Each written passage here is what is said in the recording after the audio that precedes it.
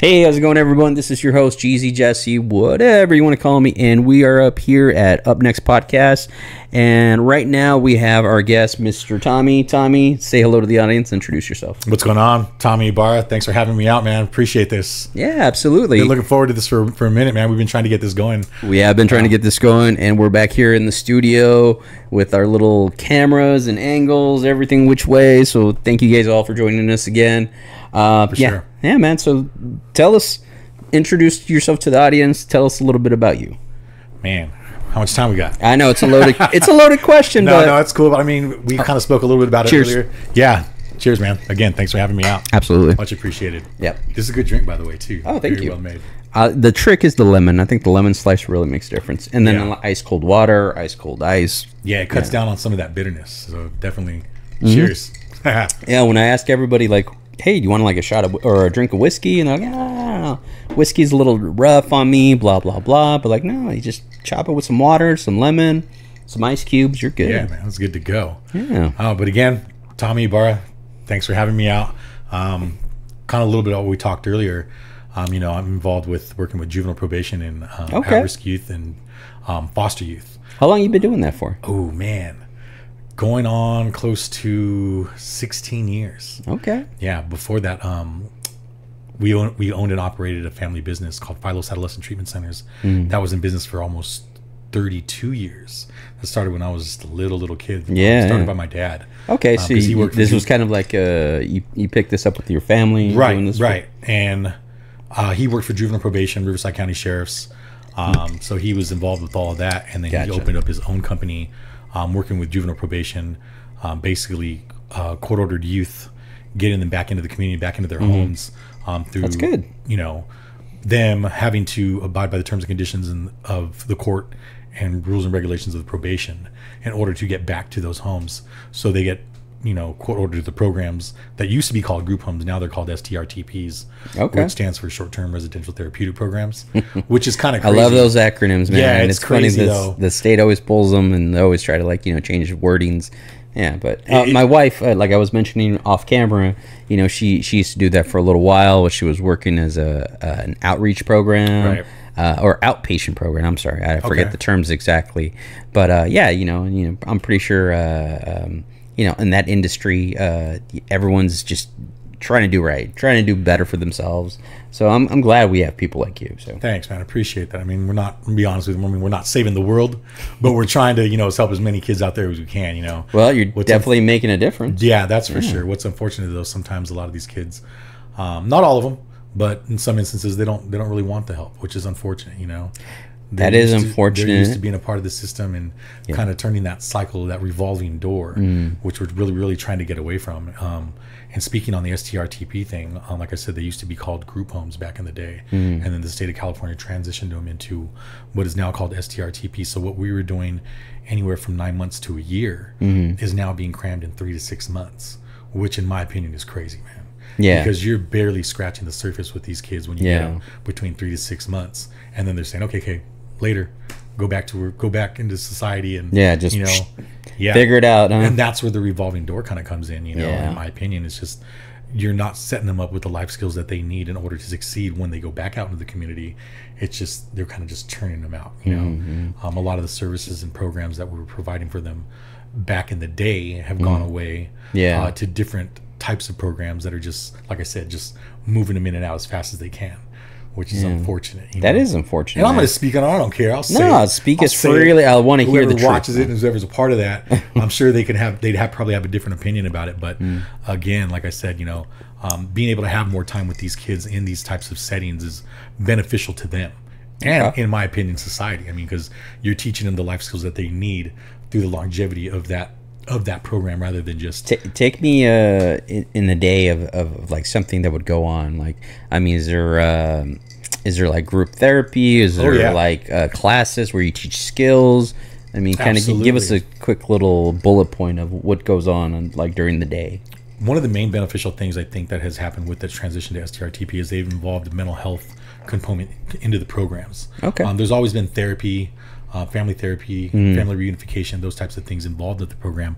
But now that they've involved individual therapists to each home, each home functions as a mental health clinic. So these services are available to them 24/7, where before in the past they weren't available to them like that as they are now. So them having that, I think, is very, very huge, you know, because people definitely suffer from past trauma, you know. Yeah, trauma-informed care basically is what they're calling it. A lot of these kids that, you know, 13, 14 years old have seen more than we have in our adult. Some of us have in our adult lives, man. You know what I mean? Just when you're born under certain circumstances and your environment, your surroundings, I mean, I'm pretty sure these kids have probably gone through a lot, seen a lot, and just I sympathize with that, and just I don't know. I'm a first-time dad, so I could only imagine, you know, just not having that dad around or family around, you know, just that would break my heart. And what's unfortunate too, a lot of the times, and not in every situation, but in a lot of them, some of these guys are coming from homes where they're running the house. You know what I mean? Yeah. They're come and go as they please. They tell mom what to do. They tell brothers and sisters what to do because they're the ones bringing in the money, doing it from the illegal standpoint. But yet at the same time, they're the ones keeping the lights on. They're the one paying the bills. So when they come to programs like us, they have a really hard time conforming to the structure of a program. You know, and going back to what you asked, a day in the life of, they have chores that they need to do. They learn to do cooking, the cleaning, independent living skills, you know, things that we take for granted throughout the day, you know, learning how to manage money, getting back on track with school. Yeah, no, that's definitely a big one. It's just understanding, just having financial literacy of like being able to navigate and pay bills and just knowing the basic stuff. I feel like a lot of that stuff should be taught in the schools, and it's a shame that it doesn't. Right. Well, there's a lot of things that, you know, you wouldn't think that everyday things, like, you know, I'll give you an example, an instance. I had this guy a little while ago. I was sitting in another room of the facility, and he shouts out to me, "Hey, Mr. Tommy," they call me Mr. Tommy. Yeah. "Mr. Tommy, what time is it?" And I was in the middle of putting together a document. I said, "Hey, you know," I said, "got the clock right there," and it was an analog clock. Yeah. I said, "Hey, man," I said, I'm in the middle of this thing right now. I said, "Just look on the wall real quick." "What the fuck, bro?" Fucking did it. He starts going off, so I get up. I'm like, "What is wrong with you, man? What the fuck? I just asked you a simple goddamn question about the fucking time." I said, "First of all, slow down." Yeah. I said, give me a second. You're going in a totally different direction over asking me about the time. Yeah. And then I took a step back, and then I kind of pulled him aside because there was other people sitting around. I said, "Hey, come here." What the fuck?" I said, "Bro, do you know how to tell time?" "That ain't the point." I said, "Look, let's cut the shit." I said, "I'm asking you something personally." Yeah. Like, "Do you know how to tell time?" "Well, not really." I said, "Okay, cool. There's nothing wrong with that." He was upset and pissed off because he was embarrassed over the fact that he couldn't tell the time on the clock. Yeah. See what I'm saying? So something so small, and so things that we take for granted, things that they're not teaching them in school, those little life skills and those types of things in certain situations can turn into something completely different and just blow up in somebody's face like that. But when you pick that situation apart and you start to break it down and see what the actual root of the problem is, something so small as not being able to tell time. There you go, man. That's kind of what I always say when it comes to when there's an issue and you're dealing with people and you're dealing with, you know, anger. I'm like, is this really what's angering you? When we're having this interaction, you know, when you deal with a road rage person or you're dealing with friends or family that are like just triggered by something you say, you know, is it really me? Is this really the situation, or is there something else behind this? And yeah, dude, no, I'm glad you were able to kind of pick up on that. And then, you know, going back and you know, looking at that situation with him, taught him how to tell time. And that's good. That's bought him a brand new watch. You know, he was super thankful, you know, things that they're not used to. You know, I got dudes that, you know, can barely do math, but can tell you what ounces are on scales. And it's crazy, you know what I mean? It's just that different type of education. Well, you know? It's also, I get that part only because, you know, you're kind of pushed into that requirement. I'm using this in real life. So, you're going to pick up the skills you actually need as opposed to the ones you probably won't need. Like, who's going to ever be like, "Hey, Jesse, I need you to long division this problem like right now." I'm like, fuck. Yeah. I forgot how to do long division by hand. Absolutely. When you do it like in 2 seconds from a calculator on your phone. Yeah, so, I mean, even the math they teach in school today is completely different than what we learned when we were growing up, you know? Yeah. My kids will bring home schoolwork homework and things like that, simple, basic, elementary math. I'm like, well, this is the answer. Well, you can't do it like that. What do you mean you can't do it like that? They have this whole different type of program when it comes to teaching, you know, basic arithmetic now. It's crazy. I'm pretty sure I'm going to pick that up soon when he does. My son goes into school, so I'm going to have fun with that. But I take it as a challenge because I'm a math nerd myself. I'm just, as you can tell, man, I'm a little bit of a nerd. So when I see math, I'm like, I see problems, I see puzzles, I see like, all right, cool, let's figure it out. So that's my approach. Yeah, no, that's cool, man. I mean, but like I said, just, you know, helping these guys get through basic things throughout the day, you know, and there's a program that they abide by. They learn how to cook meals. They learn how to, you know, a lot of things that do dishes. I mean, it sounds crazy, but, you know, a lot of times they're not doing dishes at home, you know, so they learn that structure of independence in the program. And again, like I said, getting back on track in school. But one of the scary things is, you know, when these guys start to make that change and they start to turn things around for themselves, they're coming to the end of the program and they're starting to see the light at the end of the tunnel to where, okay, you know what, I'm getting ready to go back home. They're getting ready to transition back out into the community. And sometimes you'll start to see them mess up. They'll start to do things, slip into old habits. They'll slip into old habits. They'll start messing up out in school, things like that. And sometimes they're afraid to go home. They won't admit it, but they're afraid to go home. You know, it's funny. You kind of remind me of something that, well, like our buddy George. Shout out to Cosmo. R.I.P. Big shout out to Cosmo, man. Hey. Yeah. So he actually went through a program, an AA program, and a lot of it actually kind of like, I don't think it enforced it, but it highly suggested, you know, hey, stay away from the old crowd. Right. You know, because the old crowd is going to get you into bad habits, old habits. And I remember him having a conversation with me when we were out at, this was probably like the last time we really, really hung out. And it was at Memorial Day 2020 or 2013. I'm sorry. And, you know, like we were all drinking around, and obviously he couldn't be around any alcohol. He wasn't going to touch anything. Right. But we wanted to include him as well in this kind of a drinking game we were having. So I kind of like, hey, man, you don't have to drink alcohol. So I was like, you know, we're going to grab some ketchup. We're going to grab some mustard. We're going to throw all this stuff here. So when it comes to be your turn to take a shot, you're going to have this goofy-ass mixture of shit to drink. And, the alternative. The alternative. Right. And he's like, man, dude, like, see, this is why we're friends. You know, it's like, you know, I was, you know, told kind of like to stay away from like my old friends and whatnot, because, you know, they're going to trigger me into like doing like the old habits. But no, man, you find a way. So it's like, yeah, man, I want to make you included. Yeah. And it isn't easy, you know, I mean, when somebody's going through that type of struggle, you know, you see the things that they have, the challenges that they go through. And it's hard for them to, you know, distinguish, you know, hey, but these are my friends, but just because they're my friends doesn't mean that they're a bad influence, you know? Correct. Because they have there are certain the good habits, ones. you know? I mean, there's certain friends that'll pull you back into that hole, but you have to be able to distinguish and know how to, you know, separate yourself from those types of individuals. Not necessarily people who are being around you. If you're drinking, doesn't mean that they're a bad person, you know? But somebody also has to know themselves as well. Yeah. You know, you really have to know who you are as a person in order to stay strong enough to try to maintain that level of sobriety. And I get, you know, it's like you want a fresh start, you know, because if you're on the outside looking in, you know, you're trying to help somebody. I can understand, like, hey, you can't identify who's the good, who's the bad. So you're like, well, hey, let's just start, you know, as a suggestion, just to stay out, stay in your own. That's why people go through like, you know, centers and rehab centers where they just stay completely isolated. Right. You know, it's just because that's kind of the way to just have a fresh start. And yeah, make the suggestion as far as like, you know, stay away from like old friends, because old friends will get you into old habits. So I get that. Right.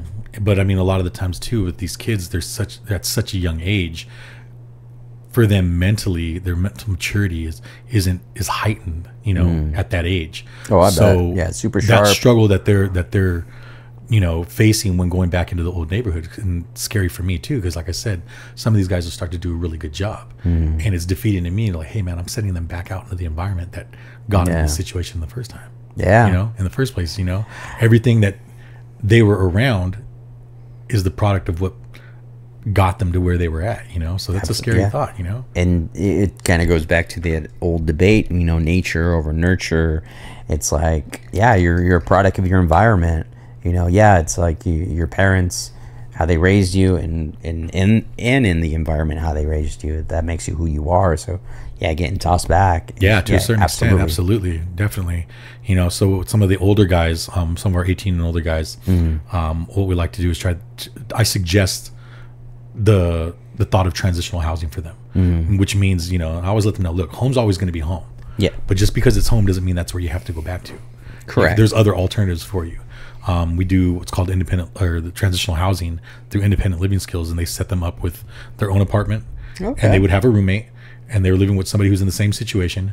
But again, the terms and conditions of that is they either have to have a job or be going to school, and the program is paid for them. So they pay for their rent and things like that, but they provide for, groceries up to a certain amount.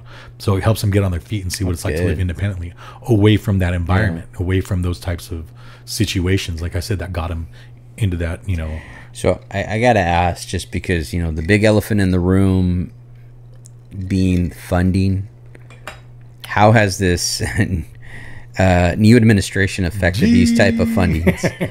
And I'm trying to pussyfoot around, the politics of it all, but I would be concerned just because it's such a good thing, such a good program. Have you seen that being affected? Absolutely.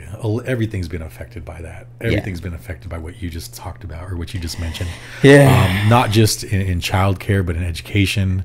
I'm sure your wife has seen changes in the mental health and Department of Mental Health, and the way things are being done, and the way clients are being serviced, and to the extent that they can be serviced, what's allowed, what's not allowed, those types of things.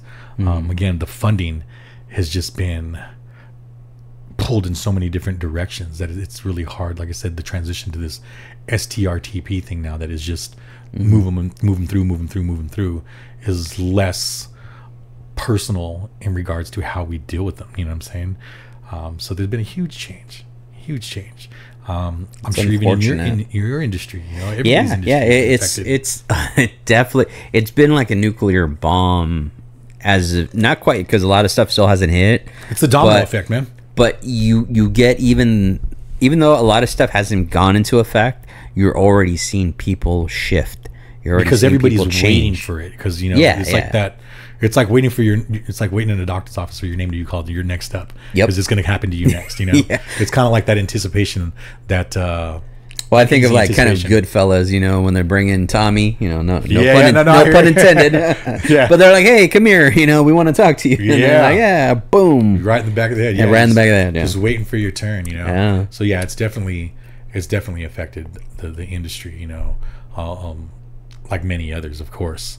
But again, man, it's try to roll with the punches and do what we can to continue to service the kids. And I think this will hopefully, with everyone kind of seeing all the changes happening, you're seeing more people actually helping out the community. So I've seen a big, wave on the other side. So as much as shit has happened on one side, you've seen just almost, the equal and opposite reaction of it. You see more outpour, more people willing to help, more people willing to kind of like lend a hand, lend their time.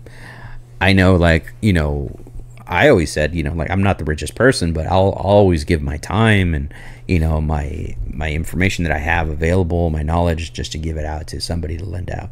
So I'm always available. So I always kind of want to give that part. Good, man. It's definitely worth it. I mean, helping somebody out, and like I said, what we're doing is like, we're not saving the world, man, but I mean, we're making a difference with the kids that are there and that are willing to put in the time and the effort to work through the programs. You know what I mean? Yeah. And it's unfortunate not all of them are going to make it. Not all of them are going to succeed.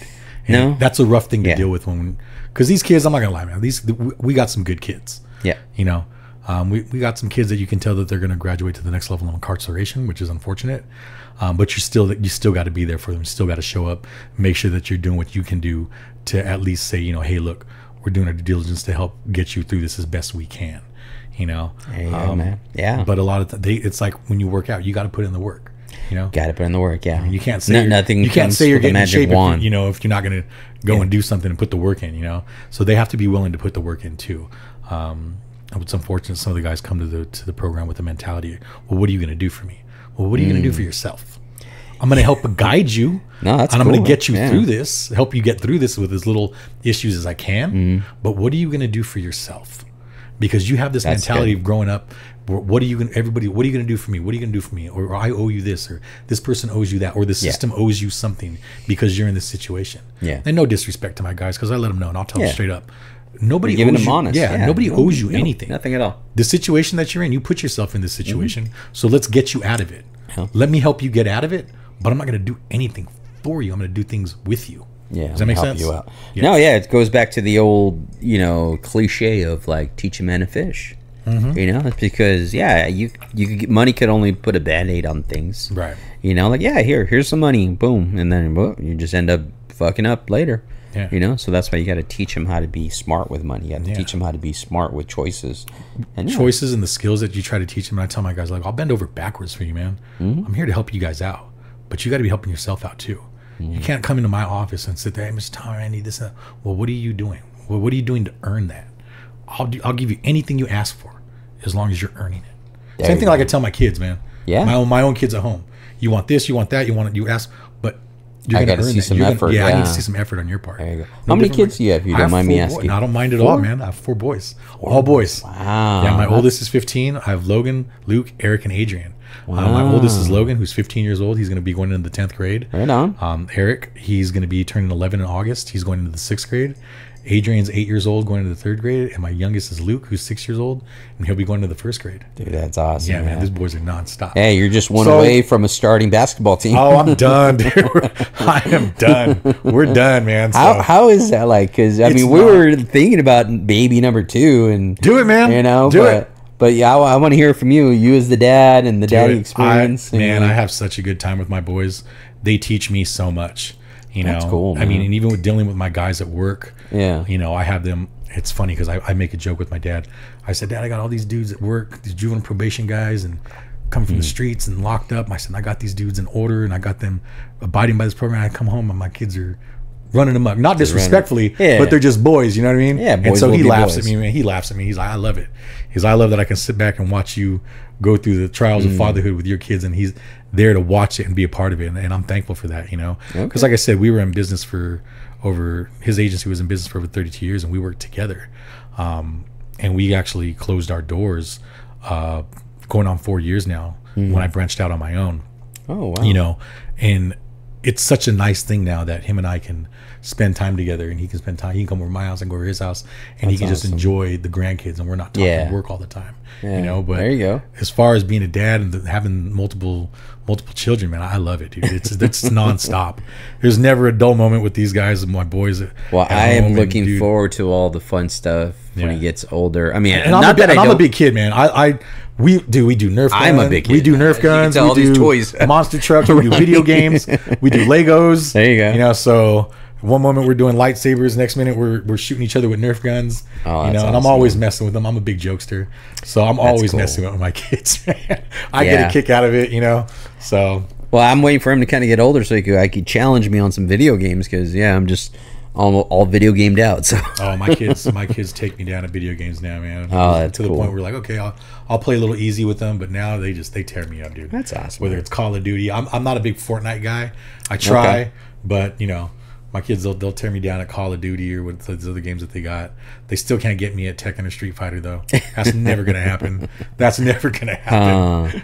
Yeah, that's awesome, man. I look forward to that. So, yeah, who knows? Maybe baby number 2 will come around. We're always just saying, he needs a brother, Just right now, like he's like the only one, and he's spoiled, and I think but having a brother will balance it out. I mean, my kids are spoiled as well, man. I mean, whether you have 1 or 4 or whatever, I mean, you want to give them the world, So of course. But at the same time, you want to moderate that to where they appreciate and don't just expect. That part. I mean? Yeah. I think is, if it just tastes sweeter, like when you earn something, as opposed to giving it. And I'll give a quick little example, just because, like, tastes sweeter as a parent too. Yeah.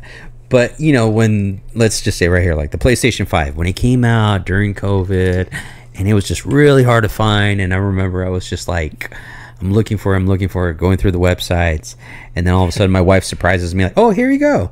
And I'm all like, that's awesome. Okay, where'd you get it? And I'm like, oh, some guy was selling it online. And I'm like, I mean, I could have done that, but yeah. You know, the fact that I was out there hunting online, hunting for the stores, you know, and then here you go. It's like you trying to bag the buck and somebody just dropping it at your doorstep. Exactly, that part. So that kind of is a great example I want to give to like my son. It's like, I'm not going to hand anything to you. I want you to earn it. So man. Because it's going to taste sweeter. It's going to feel better. And just like, you know, when you got grandma or grandpa, like just getting you everything that you want. Yeah, that's nice and all, but it's not the same as like, you know, you going out there, you're earning it, you know, go mow the lawn, you work hard. This is something you really want. Yeah, my dad makes my boys collect cans. Because people are always gathering at my dad's house. So you want money, you go gather the cans. One of my boys, he went and he asked my dad for money because he wanted to download something for one of his games. He said, "Grandpa, can you give me this?" He said, "No, but you can go work for it." So he had my son up on the back of his yard, in his backyard, pulling weeds. Me and all of his other brothers were in the pool swimming, and he was up on the hill pulling weeds.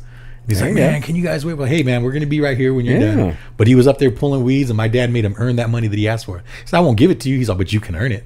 And he made him go. That's good. So I think it was my 8-year-old. It was Adrian. Yeah, he was up on the hill pulling weeds while we were all jumping around in the pool. Big shout out to him for that, though. Yeah, no, absolutely. At a young age, I mean, instilling that in them, you know, and that's pretty smart on Grandpa's, you know, position there, because you know most grandparents, they just, here you go, mijo, like bam, there you go, just they give it because they want to give it, they want to be that loving. He definitely does that too. But I mean, you know, he makes them understand, you know, the meaning and the value of earning things, you know. Picking up cans, pulling weeds, those types of things. So well, that's what I'm gonna hope to do. Just I'm already having to tell grandma and grandpa and like you know everyone, just like, you know, stop getting them toys. You know, it's not his birthday yet. You know, you can't keep giving him like toys or stuff for him, because then come his birthday or come Christmas, it's just gonna be something else. Yeah, it's just gonna be not like meh. Yeah, it's whatever. Yeah, so I don't know. It's a hard balance. Yeah. Right now. At least right now. Just because he's just the one. So everyone's going crazy just giving him whatever he wants. Yeah, man. Should have 5 more. Have 6 more. Yeah, we're thinking about it, though. Right on, man. That's cool. But, you know, let's switch little gears. Yeah. You talked about being in a band, man. Talk to me about that. Well, I play music, man. And actually, that's how I met Ramon. Right on. And that's shout out to Ramon. Shout out again to Ramon. Which, you said we were going to say a shout out. So there you go, buddy. One of many, man. One of many. Yeah. For sure. I remember the way I met these dudes, Ramon, George, Sergio, and those guys. I remember I was back in the early mid 2000s. I was working as an assistant manager at a PacSun in Moreno Valley Mall. Okay. And I was behind the counter, I guess, according to Sergio. I was slapping on the counter, and him or George, one of the two, opened up a wallet, and some guitar picks fell out. And then they started talking music with me, and they asked me if I wanted to check out their band. And I was like, yeah, sure, why not? Okay. So that's how I met them. But I've always been involved in music. And then, you know, we kind of went our separate ways, started doing different things. I went out to L.A., went to school, college, doing music out there. Right on. Was touring. So you went actually and studied music? Yeah. Really? Yeah. Okay, tell me about that. So I moved out to L.A. I was went through the percussion program at a Musicians Institutional Academy in Hollywood. Right on. Went through that. When I got out, I started touring with different bands in the area. One of the main bands that I had toured with was a band called Metroid, which was based out of Palm Springs.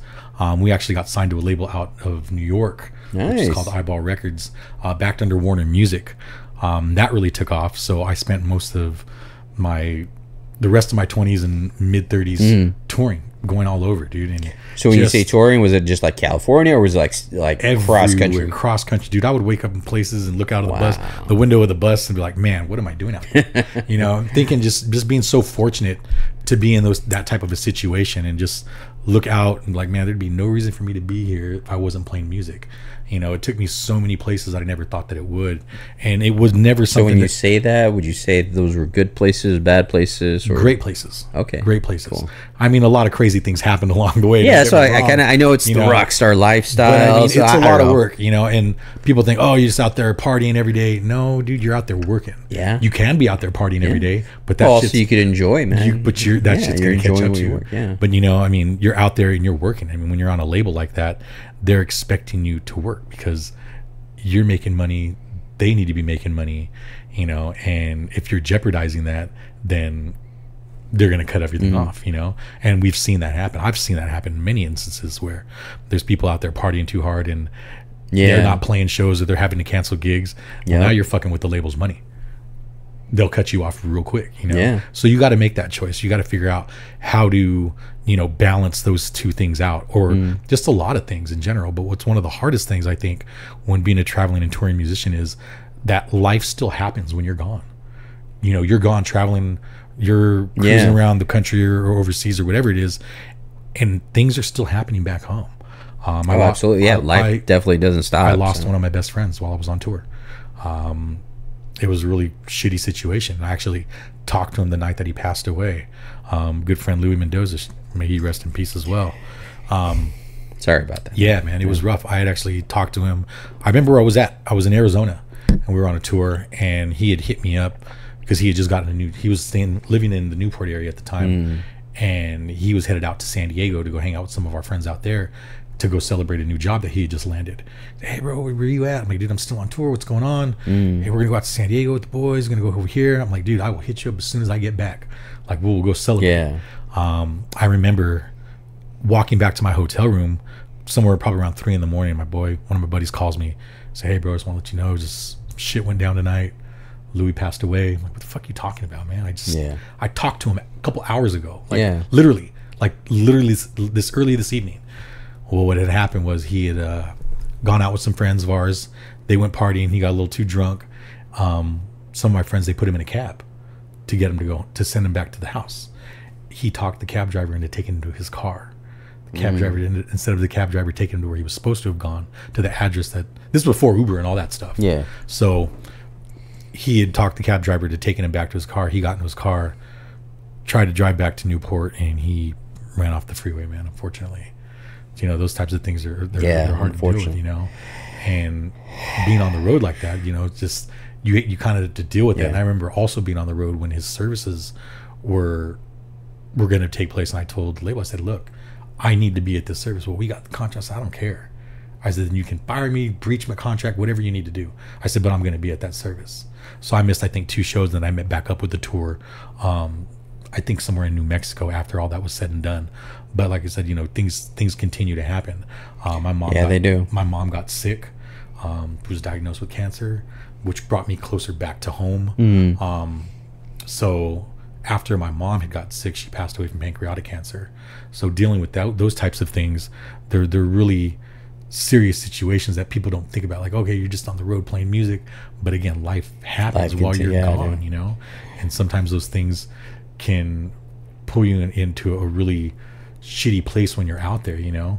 And being away from home isn't always a good thing, you know. When you're out on the road, it's like, okay, I'm out on the road, I'm not doing this. Then you want to be home. Then when I was home for too long, I was like, okay, now to be back on the road. There was no happy medium for me. It was like, it was either one extreme or the other, you know. I've been at home too long, I get stir crazy. Okay, we need to get back on the road again. You're back out on the road. All right, I'm ready to go home now. But there was always that flip and flop, that fight, you know. There was always that fight, that internal fight with me, and even the guys that I played music with, you know. But being in a situation like that, you're always at ends with people that you're on the road with too. It's like having 4 or 5 girlfriends, because you're dealing with 4 or 5 different personalities, being stuck in the same place at the same time every single day. Shit's gonna go down. So shit's gonna happen. Well, let me ask you that part. I mean, I'm kind of curious. I mean, were you guys all sharing a room? Because I can understand if you guys were all sharing a room. No, but we're sharing buses. We're sharing airplane terminals. Like, there'd be places that we would go, and I wouldn't see the guys till it was time to play or to show up at the venue. Okay. I remember when if we were ever in San Francisco, I would just go off by myself, and I would go down to Fisherman's Wharf and go have crab and some drinks. That was one of my mom's favorite things to do.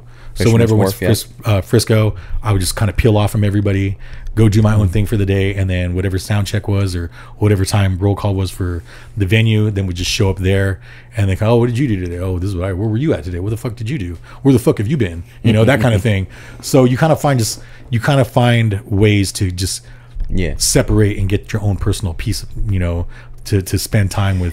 I can imagine, you know? You get, like, I've traveled with people on trips, so yeah, it does get a little, like, stir crazy, or a little, you know, you kind of get on each other's nerves a little bit. Or being in a bus with somebody for days at a time. You're like, dude, get the fuck out of my face. Yeah, it kind of adds the factor and multiplies. Yeah, and nothing against them. It's just, you know, you're aggravated. You're just like, And one of my really good friends to this day, we sit back and we laugh about a lot of the bullshit that used to happen on tour, because him and I have literally gotten into physical altercations on the road or on the side of roads, you know, have pulled over, gotten out of the fucking bus or whatever. Just like, hey man, let's have it out right now. Thrown hands on the side of a fucking dirt road. Are you fucking good? You fucking good? Yeah. Get the fuck back on the bus. Shut the fuck up and let's go. We got to be somewhere. Yeah. You know, sometimes it just has to happen. Absolutely. But not because, I fucking hate you. Yeah. No, we just got to get this we got to hash this out. Just hash it out. Yeah, exactly. I totally get it, man. So if you don't mind me asking, what instrument did you play? I'm a drummer. Yeah, rock on, man. Yeah, so that's awesome. I played the drums with Ramon and Sergio and those guys. You know, like I said, branched out and did some other things. I still play music to this day, dude. I just with my kids, it was hard. You know, I had to make a really tough choice. You know, choosing to continue to, because I have friends that still travel and tour. Yeah. They have families, but they raise them back and forth between being at home and being on the road. And I really had to make a decision when my first son was born, because I remember when he was born, a couple weeks after he was born, I had to take off and go do South by Southwest tour out in Texas, and I was away for a couple weeks, and that really hit me. And that's when I kind of made the decision, like, you know what? Yeah, I need to slow this down because I don't want to be a remote father. You know, that wasn't how I was raised, and I wasn't gonna raise my son like that. Yeah, you don't want to neglect them. Right. I was doing what I loved to do. I was living my own dream. You know, playing in venues that I had grown up going to and watching other bands play. And now I'm on those stages. Like, to me, that's enough for me. You know. I mean, going to different places and seeing all these people show up to shows, and, you know, we would do signings at Hot Topics and things like that, and people would bring these collages and pictures and like, oh, can you sign this? I'm like, where the fuck did you get these pictures from? Like, oh, we got them online. That's awesome, man. Yeah, so it was crazy, but I chose, you know, to be more hands-on when my son was born and not be gone all the time, you know. Again, like I said, I mean, do you still play now? Oh yeah, dude, I'd go crazy if I didn't play. Okay. You know, like I said, when my mom got sick, that brought me closer to home as well. But all that put together, you know, you just kind of make those choices and see how it is. You're going to still continue to do what you love to do, but just do it in a different way. There you go. You know? So I slowed down on the traveling and the touring. I haven't toured in some years now. Would I ever do it again? I think, yeah. My kids are getting older. Yeah. Being asked to do it, you know, when they were younger, I would turn things down. I don't ever regret that. I never regret turning things down. That would have kept me away for long periods of time. Because being with my kids and watching them grow up and, you know, everything that comes along with that, I would not trade in for anything, dude. That's honest with you, man. No, you know? I could see that now. I mean, even when like I travel on the road myself, and these are just kind of like trips to San Francisco or you know, Las Vegas, and just being away from my kid, you know, it's like, hey, let me FaceTime, let me video chat, and just say, hey, and he just kind of, he's still young enough where he's like, you know, looking away. I'm like, what am I looking at here? They get it though. Yeah, but you know, it's the effort. I miss them. You know, I miss my family. It's just like, yeah, it's different when you have a family. You have different responsibilities. You know, being away feels different. You know, rather than you're just going to like when we were younger, just like, hey, let's just take off. Let's go over here. Let's go to Vegas for the weekend. Oh, fuck it. Let's go, you know? Yeah. Now there's so many more things that you have to think about when you take that time away from your family or from your kids, or if the responsibilities that you have back at home, you know? I'm not saying that, you know, when it was back then, we didn't have no responsibilities, but things were just a little bit easier. A little easier. Yeah, I mean, I think we were just, I don't know, I guess maybe the feeling was just we've had a little more sense of freedom, a little more sense of like adventurous, you know, wherever the chips may fall. I know I did. Yeah, and music still gives me that sense of freedom, man. I mean, because I still do it. I'm still heavily involved in it. I still go see my friends play. I still, you know, work with different projects. You know, I work with a guy out in Pismo Beach by the name of Ryan, who has a project called Drowner that I work with. My buddy in Orlando that I said that I've toured with for many years. I work on stuff with him, and I just recently got done recording a record with a group out of the Inland Empire area called Direct Loss. Nice. Matt Marquez from Norma Jean, big shout out to Matt, actually produced the record. It's not out yet. It's in mastering right now. So I can't give you a date. I can't give you a date of when it's going to be out. But when it does come out, I will definitely send you a copy of that so you can check it out. We're going to add it to the link on the YouTube because we're going to promote this. So you know, any information, it's still it's still in mastering right now. That project is actually a metal project. It's pretty heavy. Okay. So yeah. But so then I got to ask, just because I asked this for my last guest who was also a musician. So shout out to Aaron. Yeah, we were talking about music, so I gotta ask, man, give me your top 5 bands. Oh shit! And I know it's hard. That's such a brutal question. It's so hard, but usually, what I always say, it's usually the first 5 that come to your mind are usually it. Man, these genres are going to be all over the place, man. Go for it, man. I grew up a lot. I grew up with my dad. A lot of my music my dad listened to, listening to blues, Muddy Waters, Coco Taylor. I see, got BB into King, some blues, like man. Blues was huge in my upbringing as oldies. So I would go with Coco Taylor, BB King. Moving around from that, Funk, the Average White Band was a huge influence. I remember the first concert I ever went to. I was a littlest kid. The first concert I ever went to, I went to go see my dad took me to go see James Brown at the LA street scenes back in the 80s. And that was the first concert I'd ever gone to, was to go see James Brown, man. That's iconic, man. That was cool. A huge influence on me, something I'll never forget. There you go. Moving into the rock genre, of course, you know, Rage Against the Machine, those types of bands growing up. There you go. NoFX, punk bands, Pennywise, Strung Out, those types of bands. Pennywise, yeah. You know, so I mean, it's kind of all over. You know, my musical taste is all over the map, man. That's good. Like I said, I just got done recording that metal record. Some of the other projects I work for, one of them is an electronic project, other one's just a straight rock project. So my diversity is just kind of really. Who would you say are your biggest influence that you take, you know, pages from when you're feeling the spirit, when you're just jamming? I mean, who do you take inspiration from? Dude, Dave Garibaldi of Tower of Power is probably one of the dopest funk drummers that I've just, he's hands down out of control to me, man. But I mean, him playing funk and then me working on the metal record, incorporating those types of things to the things that I do and just opening it up into different genres, you know, is something that I really take away from those types of musicians. There you go. Who's another good drummer? Thomas Lane's an amazing drummer. There's a lot, man. Yeah, I could go on for it's days. A loaded question. Yeah, but you know what's funny? I do have like this little story that I saw on I don't know, it was probably TikTok or Instagram, but it was like Pharrell that was interviewing Dave Grohl. Oh yeah, he took a lot from the Gap Band. The Gap Band. Yeah, I didn't even realize, because he was all like, "Yeah, dude, I took a lot from the Gap Band." And even just that intro, you know. Yeah. He's like, I was ripping you off. He's like, "Yeah, I know." That's like, a great interview, man. Yeah. That to me, I was like, I was surprised there. I was like, yeah, I never made the connection there. You know, Gap Band and Nirvana. I was like, Nirvana. Dude, I listened to a lot of Rage Against the Machine growing up when I was in high school. System of a Down, of course. I mean, System of a Down. Those are a lot more of the commercial ones, but you know, some more of the other stuff, like Between the Buried and Me, those type, As I Lay Dying, those types of metal groups and things like that. There you go. My influences are all over the map, man. So there's not just one specific genre that I could stick to, or one specific type of drummer that I would say, oh yeah, this is the guy, you know. Because I asked this to of my other musician buddy, so it was kind of like, he was very specific. Even other podcasts, I remember just asking very specific, you know, because obviously there's a bunch of these like less known bands that obviously have influence on you. You know, do you think, you know, the ones that went mainstream, is there a different, you know, do you see their, like, do you favor one more than the other? Do I favor mainstream over underground, or do I favor underground over mainstream? Yeah. Is it more like, I guess, I don't know, man, is it because you just I think it's kind of a cliche thing to say, is like, oh no, I only like underground music because once a band goes mainstream, they're out of my catalog. There are some bands like that.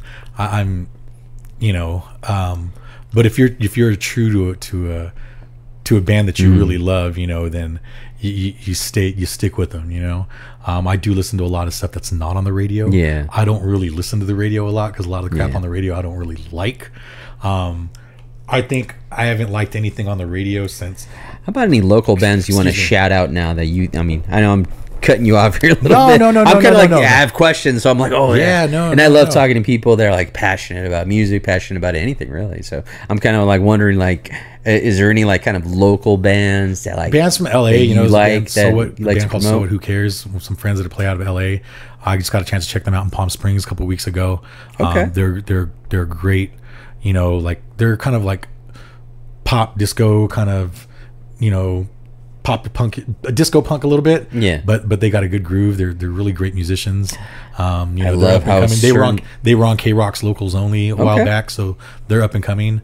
They got a great lineup, so again, dude, like I just, what I like isn't necessarily specifically mainstream, but there's a lot of stuff that I listen to that isn't on the radio. I just got put onto a band that's been around for a long time that I slept on, that was brought to my attention by some of the guys that I play with now, a band by the name of Oh Sleeper. I don't know, I'm not sure if they're still playing, but I can't believe I slept on them for such a long time from back in the day, so I love discovering a lot of new music too. So whether it's even the mainstream people that like, yeah, have you heard this album? It's like, never heard of it. I just always seemed kind of cliche to listen to, or just like, whatever. I'll hear it on the radio or whatnot, but then you hear the other stuff that's not on the radio. It's like, okay, I got a different understanding for you, who you are, what you did, what you represent. So it's like, because one of the main band projects that I played in that when I was touring, that band Metroid was a like electronic rock, like heavily electronic based, but it was like dance punk kind of music. So it was really poppy, but it was catchy music. Shit, got us signed, put us on the label, had us traveling everywhere. We were all over the place, man. It's funny story. I remember we were doing a radio show out in LA, a online radio show, and this was around the time when Pennywise had broken up the first time, or I'm not sure which time it was, but they were kind of on a hiatus, and we were doing this show, and Fletcher from Pennywise kept calling in to the show while we were doing our interview, and just kept wanting to talk to the host about different things, and it was so fucking funny, dude. Our bass player finally got fed up with it, because he was talking to him about the radio host about some shit. So our bass player was like, "Yo, bro, like, what the fuck, dude?" He's all, "Don't you have some fucking concrete to lay or some drywall to hang, bitch?" He's like, "What the fuck? Fuck you, fucking disco pop pussies." They hung up on him real quick, dude, because he knew who we were, but it was funny that he shouted us like, "You fucking disco pop pussies," and we thought it was just he knew. Dude, he thought it. He knew who the. I mean, obviously, if he called us a bunch of disco pop pussies, he knew what the fuck he was talking about. But it was just funny the way he referenced it and the way it all went down.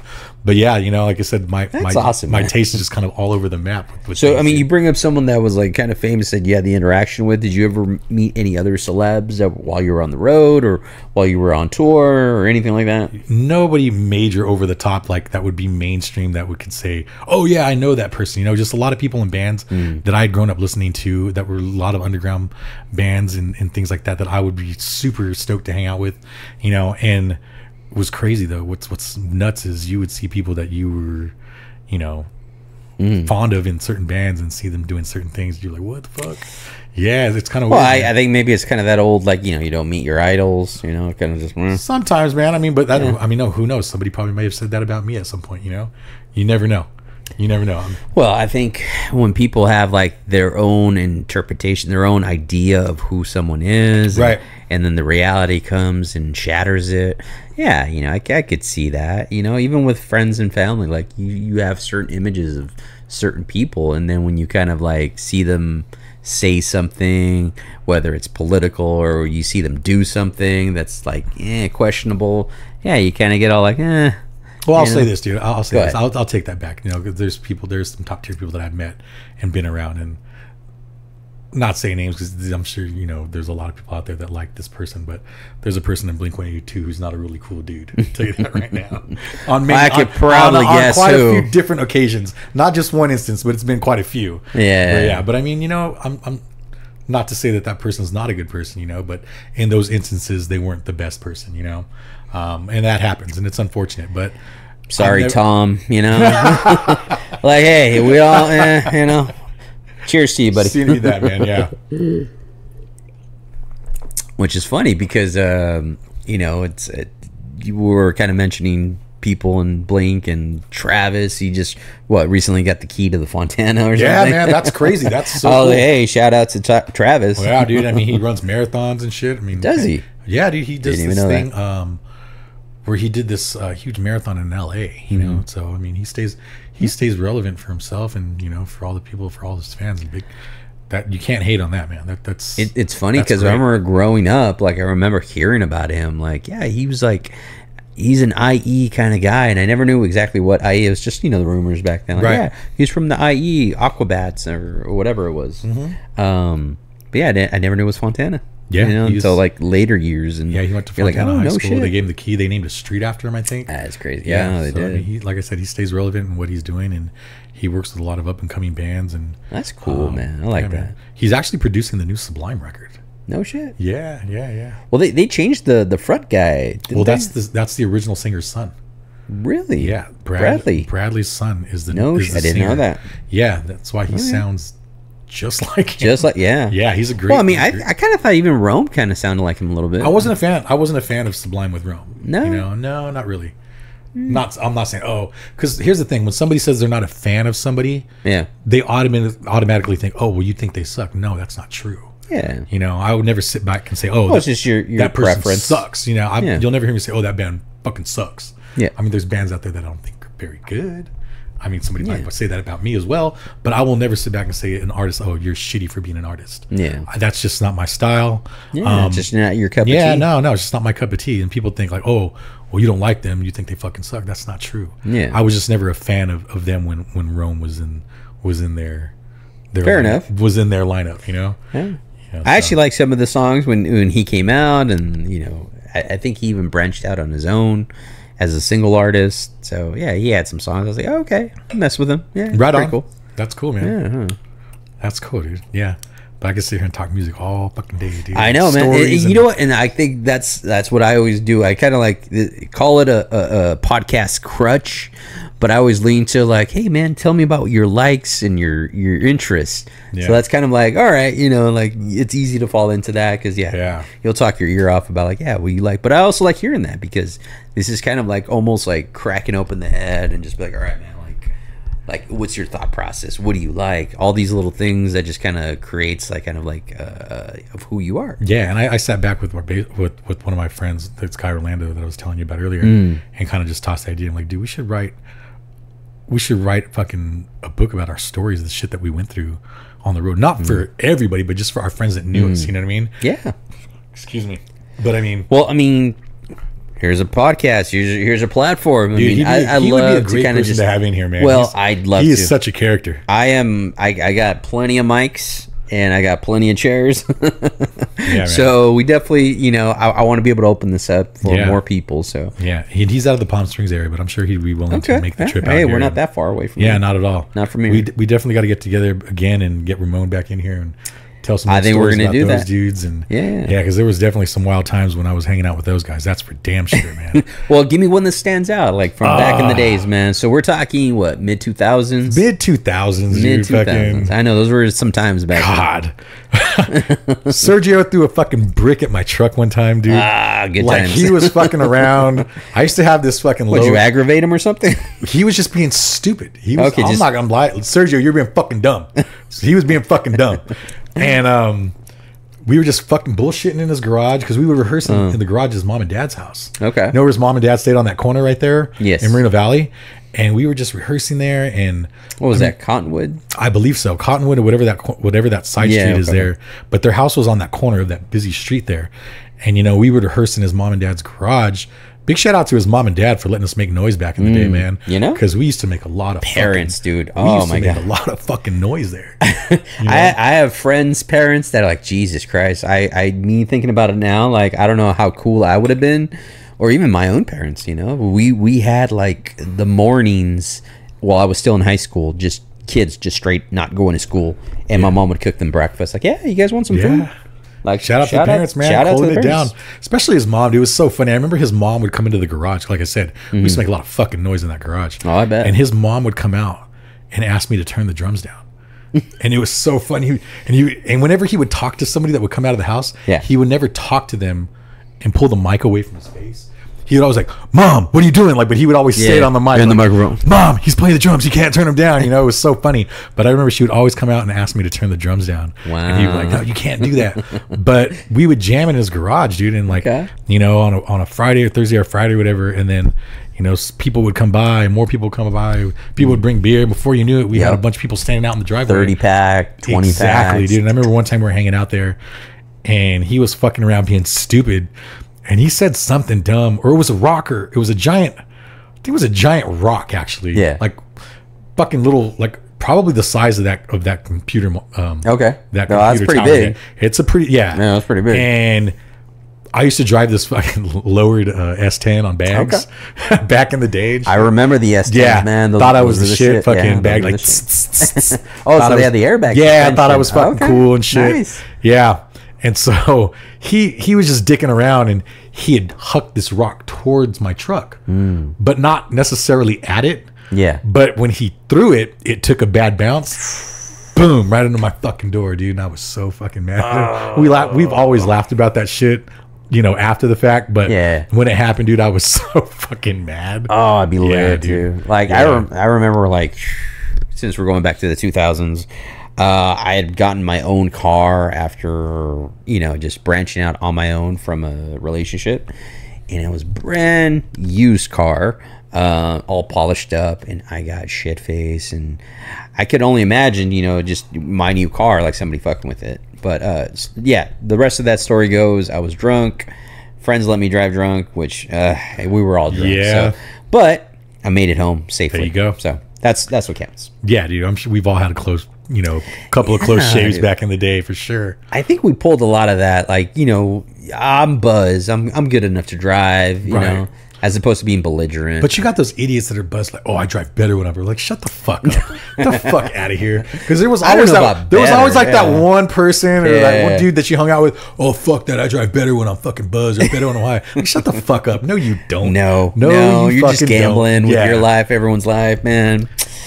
No, but you took your chances. Yeah, you take your chances. Looking back on it now, it's like, damn, dude. We should have been pulled over so many times. Either pulled over, we should have been arrested so many times. Yeah, we should have been like in car accidents. Yeah, knocking on the wood, dude. Which is, you know, like my kids getting older and growing up, you know, it worries me as a father. You know, I think times are different too. Oh yeah. So it's there's no reason to drive drunk because we didn't have fucking Uber. We didn't have Uber. We didn't have Lyft. Nobody called a fucking cab back in the day. Who the fuck called a cab back in the day? Oh, let me call a cab, bro. What, a yellow New York taxi cab gonna roll up? Yellow cab rolled up. Cabs here. Yeah, nobody called cabs back in the day, dude. No, everyone was like, dude, it was that. Yeah, I'm not calling it fuck no because nobody did that. Yeah. It was like somebody would look around like, fuck it, bro, I can make it. Well, that was the thing. Fuck it, dude, I can make it. I can do it. Like, I'm gonna drive slow, and or you would have your fucking friend who was probably just as drunk as you, or maybe not quite as drunk. Yeah, and the thing was, bro, just fucking follow me home. What the fuck? You mean fucking follow you home? Like, bitch, I'm fucking drunk too. Oh man! So you got two cars fucking doing the zigzag together. That was the dumbest logical solution to everything. Bro, just fucking follow me home. What you mean fucking follow you? Looking back and like, fucking want my drunk ass to follow your drunk ass. Well, it was like the blind leading the blind. Yes, and I actually got into an accident like that following a friend. That's hilarious, dude. Because that was the thing. Like, just follow me. Yeah. Like, I remember that. Yeah, just follow me. What do you mean fucking follow you? Follow you for what? So we can both fucking swerve? But I got into an accident like that with a friend, and I rear-ended her, and actually had to have my dad come get me before the cops came and got me. I called the tow truck and got my car out of there. Oh, that's good. But I was over by the UCR area, and we were partying, and I was following her to her house because it was, hey, follow me. And I'm like, all right. Yeah, follow me. But you followed a little too closely. I was following at a good length away, man. Okay. I made sure. Because I wasn't drunk. And I'm not afraid to admit, like, bro, if I was drunk, I'd be like, yo, I was fucked up. Yeah. But I wasn't fucked up. But I was like, okay, I'm going to follow, make sure she gets home right. So I think she passed out at a fucking stop sign, dude, because I was a good length away from her when this happened. And I made sure that I was a good length away from her. My phone slipped off my lap. And so I'm like, oh, shit. I had one at the time. I had one of those fucking Scion XB toaster looking cars. Remember those little fucking those little box looking look like a fucking go-kart? Yeah, the XB, yeah. I know which one you're talking about. Yeah, and it was all stupid, and I'm like, thought it was fucking cool and that shit. Anyway, I was following her, and my phone slipped off my lap, and like I said, I was a good ways away from her. Yeah, but I went down like this to pick the phone up off, and I looked up, boom, fucking rear-ended the shit out of her. I fucked that little car up, dude. That thing folded like a goddamn potato, like a tin can, dude. And the only thing that happened, she had a Dodge, and the only thing that happened was like her bumper got bent. But yeah, dude, it was that whole thing. Oh, follow me home, and I was like, dude, I wasn't even drunk. She was the drunk one. Yeah, unlocked that memory, man. Yeah, just follow me home, man. I don't know why we really thought like we were good, but you know what? Because nobody was calling cabs. There was no Lyft. There was no Uber. I mean, I'm gonna say like 90% of the time, yeah, we made it home safe. Yeah. But that 10%, man, where, hey, somebody hit a car or somebody got arrested, somebody. Yeah. I mean, we definitely have those friends that have gotten the DUIs. Yes. And you're. Shout out. I never did, but shout out to the ones that did do it. Like, neither did I. I mean, but here's the thing. Here's to say that it can't still happen, Yes. Even in our older years, those are things that can still happen. Those that's still the reality of the situation when you go out and drink or have a good time. Yeah. But I mean, it happens a lot. It's more apt to happen when you're younger, of course, but I think we didn't know our limits then. We know our limits now because you got the 2-day hangover, you got the I know myself, I know my body, and the next day I really don't want to feel it. So I feel like I am cool. Like I am a 2-cocktail kind of guy. 2 cocktails, I am good. I will coast it. If I'm feeling a little adventurous, I'll go for 3, and even after 3, it's gonna be like, all right, I'm gonna have some water. Yeah, and have some water. You know how to moderate that. Exactly. You know how to keep that at a level, at an easy pace. You just want to surf that buzz. You're like, all right, I'm feeling a cool. Yeah, I'm doing all right now. Yeah, I feel like I get on the microphone, do some karaoke, maybe. Even though I suck, but you just ride the wave. You just ride the wave, and you're like, all right, cool. And if I feel like I don't want to take a chance, we'll wait it out, or I'll have the wife. We'll trade off. Like, how are you feeling? You feeling? Yeah. Are you good? Yeah, for sure. You definitely weigh out those factors. They're gonna put you in those situations for sure, man. Absolutely. You definitely tread a lot lighter around those types of things. Especially when you have a family, man. That part, yeah. I think because there's a lot of people out there that don't do that. Surprisingly enough, I mean. Well, it's also a lot of it. It's like you still open up the garage door, man. You throw the 30-pack. There's still like my neighbor. Like I came home on a Thursday, and he was like, hey, come on, man, we're having some drinks. And I shout out to Luis. I'm responsible now. Where I'm like, it's the weekday. I got work the next morning, so I just that was we definitely pick and choose our battles a lot more carefully. Yes, I know I do. Yes. But I mean, I'm not opposed to getting together during the week and having a couple drinks and watching the game. But you just definitely moderate how you do that. You're not getting blackout on a Wednesday night. 20-year-old me would have been like, I'm there, dude, because and you're looking at the watch, you're like, oh fuck, I got to be up. It was only 6 hours. It was like maybe 8 or 9. 9 is like usually when we would start. Yeah, I remember back in the day, dude. Like, I used to work at a Starbucks when I was in school. Living in LA and stuff, and we used to have to open Starbucks at like 4 a.m. So having to be there, that's hella early, dude. But we would still go out and party. Yeah, and like, oh fuck, I got to be up in like 6 hours. Then you're partying, you're like, oh, I got to be up in 4 hours. 4 hours. Oh shit, I got to be up in 2 hours. No. Oh, I got to be up in an hour and a half. I'm just gonna drive straight to work. And just straight to work. Straight to work. Smelling like booze. I did that twice. Yeah, that again, another memory unlocked. Like that was kind of us, our generation. It was just kind of like, hey, look, we're gonna be fucked up, but we're gonna show up. Yeah, we're still gonna show up, even though we're fucked up. Some people were still drunk. Yeah, some people were just really hungover. Oh, I did work at those many a times like that. I couldn't imagine doing that now. I mean, the type of work that I do, and being with that type of demographic and those kids, like. Yeah, not number one, would they call you out? But number two, I wouldn't make it. There's no way. Yeah, there's no fucking way. No. Yeah, but hey, man, we have actually hit the hour mark. This is usually the part where I'm like, okay, we're gonna wrap it up. We're gonna unwind it. I don't want to get too long. Yeah, no. So I'll let you try to give it an hour. Yeah, for sure. So I'm gonna leave the platform here for you. Some last little bit of words of wisdom. Any advice? Anything you want to share? Just the floor is yours. Man, again, just want to thank you for having me out. I'm really glad that we got the opportunity to do this. Again, another big shout out to Ramon for connecting us on this. I'm sure you and I have crossed paths at some point back in the day. Probably. Most likely, we'll probably get into that later on too. But again, man, thanks for having me out. Much appreciated. I would like to do this again. Maybe we can get Ramon back in here. Yes. Maybe I would like to reach out to Sergio to if he's up for it. I don't know if that guy's up for anything, but I haven't seen him in a long time. But if we even if it's not in person, I mean, there's always virtual. That's why I always tell everybody, like, hey, you know. I like the in-person thing though, man. Yeah. I really do. You know, I know the virtual thing is. I'm a person too. The virtual thing is much more convenient, but if we could do in person, it just creates a better environment and a better, you know. I'm up for it, man. Yeah. Yeah. Again, man, thanks for having me out. For sure. I appreciate all you guys out there that are listening, and hope it didn't get too boring with some of the things. I know it can go a little up and down. I know. I'm always like, hey, like, what do you like? I know. I try to keep it as That's my crutch. What do you just talk? I want to hear it, and I want to ask you 100 questions about what are your hobbies and passions and stuff like that. So man, if I could come back and do it again, we can discuss some other things. If you're willing to have me, I'd be willing to come back, man. Again. Let's do it, man. I look forward to it. So I appreciate it. Well, with that being said, thank you guys for being a part of this. If you guys have stayed this long, catch you guys on the next one. And if you are not a subscriber, please subscribe. All right. Thank you.